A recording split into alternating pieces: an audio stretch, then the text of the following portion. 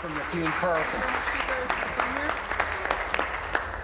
Premier, I listened intently to your responses to my leader, Tim Hudak, who was firmly standing behind students in this chamber, asking whether or not you would condemn a memorandum by Sam Hammond, the Elementary Teachers Federation of Ontario, who threatened to name and shame, sanction and fine members who decided they would put students first and continue on with extracurriculars.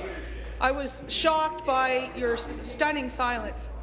We also have mentioned several times in this chamber a memo that was leaked to us on Sunday from OSSTF that took credit for a number of things, including the resignation of Dalton McGuinty, the demotion of Laurel Broughton, and the NDP win in Kitchener-Waterloo.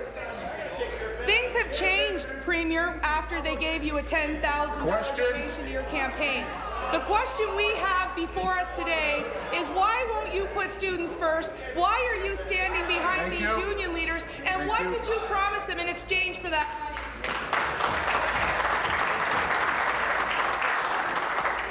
That's not appropriate. I ask the member to withdraw. Premier. Thank you, Mr. Speaker. I actually think the question that is before us is, why isn't everyone in this House supporting the notion that students should have their extracurriculars back, Mr. Speaker? Why isn't the member opposite pleased that the Office of Swim Meet is going to be held? Why isn't the member opposite pleased that in schools around the province, teachers are working with students and giving them permission slips so that they can take part in extracurriculars? Why isn't the member opposite pleased that as of Monday there were extracurriculars coming back in the schools? That's what the student trustees talked to us about this morning. Why isn't the party opposite, Mr. Speaker, very pleased that government is working in partnership with the education sector so that students can have their extracurriculars, Mr. Speaker? I am committed to making sure that that partnership works in the best interest of the education sector, teachers, support staff, and students, Mr. Speaker. It's very clear that this Premier thinks it's okay for union leaders to sanction their members for helping students and withholding extracurriculars. That Premier knows full well, Speaker, that not all extracurriculars will be restored. She knows that they're not there in elementary schools at the moment. She also knows her friend Ken Corrin cannot guarantee all of his teachers will be giving extracurricular activities again. We also know that this could happen in the future if there is further labor disruption and those union leaders get angry at either this government or another one. So I ask her, why did she stand there yesterday, firmly behind the union bosses, thumbing her nose at Ontario students, when all we want for our kids is the best education available, full education for our students? Why did she stand behind her?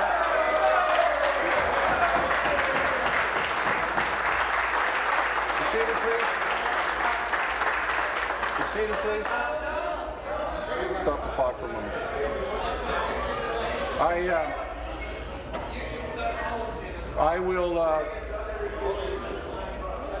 I will repeat my charge from yesterday, and that is we race to the top and not to the bottom.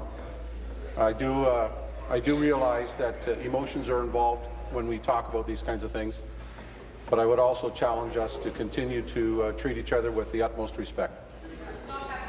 I will not tolerate, when I do get quiet, people starting it all over again immediately after I finish speaking. Premier. Very much, Mr. Speaker. No matter the decibel level, no matter the attack, no matter the rhetoric, Mr. Speaker, I know that it's my responsibility to work with my colleagues, to work with the Minister of Education, to make sure that we have the best working relationship possible with the education sector, Mr. Speaker. There is no doubt in my mind, I believe it absolutely viscerally, Mr. Speaker, that if we are going to have we're going to continue to have the best education system in the English-speaking world, Mr. Speaker. If our students are going to continue to graduate from high school and go on to university, to college, to trades, if we're going to have that economic growth that we need, Mr. Speaker, if we're going to have the jobs that we need, Mr. Speaker, we've got to have that partnership with the education sector. It's all interconnected. And that's why it's very important, Mr. Speaker, that we have extracurriculars in our schools and we continue to work with the education sector.